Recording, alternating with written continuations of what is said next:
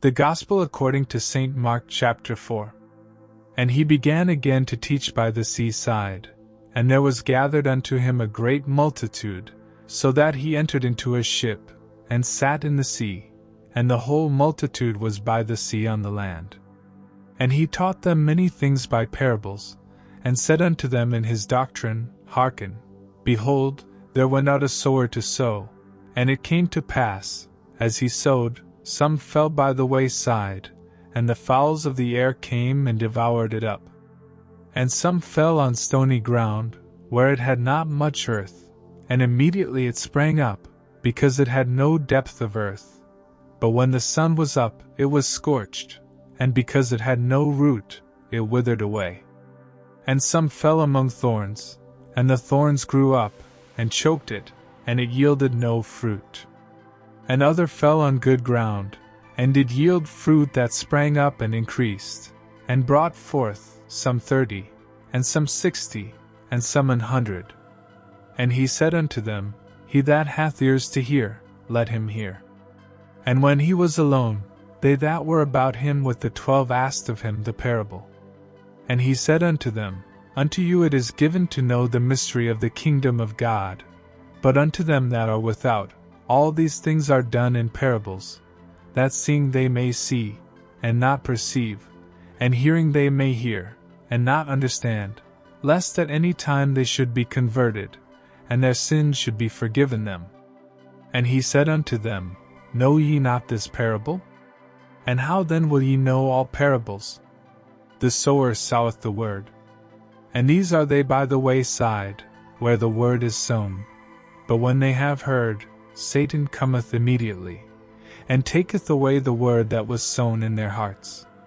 And these are they likewise which are sown on stony ground, who, when they have heard the word, immediately receive it with gladness, and have no root in themselves, and so endure but for a time. Afterward, when affliction or persecution arises for the word's sake, immediately they are offended. And these are they which are sown among thorns, such as hear the word, and the cares of this world, and the deceitfulness of riches, and the lusts of other things entering in, choke the word, and it becometh unfruitful.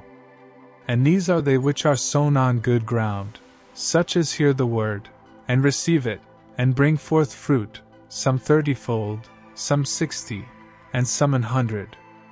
And he said unto them, Is a candle brought to be put under a bushel, or under a bed, and not to be set on a candlestick?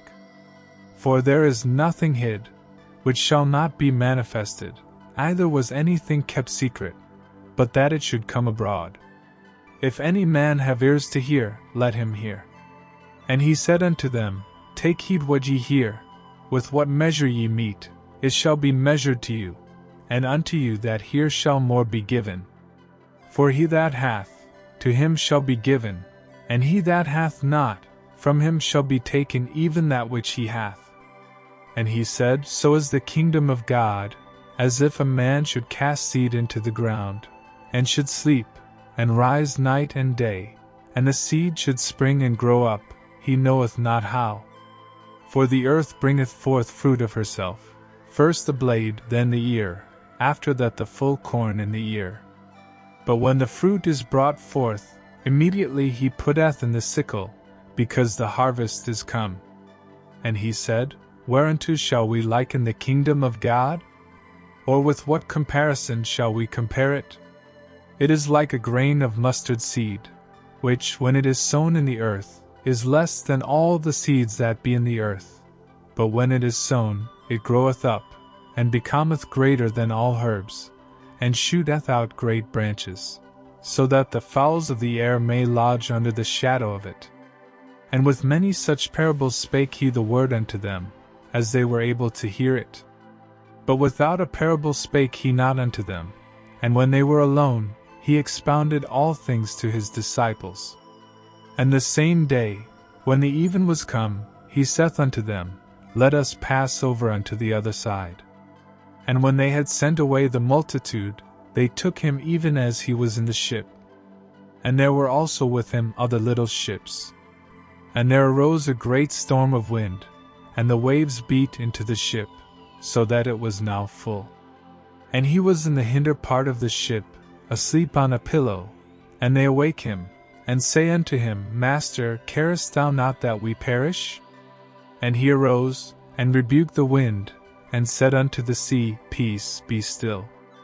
And the wind ceased, and there was a great calm. And he said unto them, Why are ye so fearful? How is it that ye have no faith? And they feared exceedingly, and said one to another, What manner of man is this, that even the wind and the sea obey him?